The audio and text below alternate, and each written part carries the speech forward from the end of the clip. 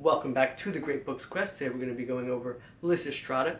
And if you watched the previous video, you'll note that we ended with Lysistrata gathering her friends and telling them what the plan is going to be. Now the women take over the Acropolis. Just like that. It's that easy to take over the Acropolis. Acropolis stands for, you can pronounce it's acro in Polish, which means top of the city.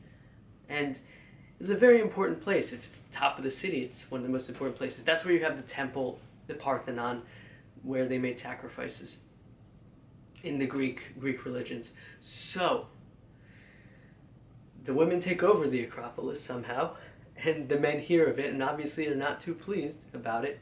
So they've got wood and they've got fire, and they come in to burn, presumably to burn down the Acropolis, because they've taken it, or just to burn down the women who have taken it, which is a disturbing concept indeed.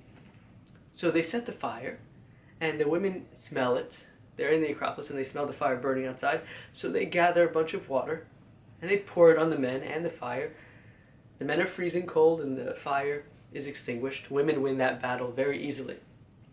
Then we have the magistrate, who is the leader of the men, and he has his Scythian troops, and he sends them to the women directly to apprehend them, to capture them.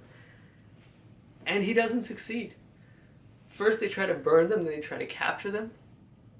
What next? Next is they finally say, go send somebody to them and ask them what they want. Do you find that slightly disturbing that they first want to burn them to death, the women, before even having a conversation with them to find out why they captured the Acropolis? And these aren't enemies here. I mean, maybe there are some Spartans involved, but the majority of the women there are your own people, Athenians. It's a civil war of men against women. And you don't want to find out why? Why is that? It's because the men have built up so much momentum on that warpath. Lysistrata gives her impassioned monologue about how she's at home and she's trying to present ideas to her husband.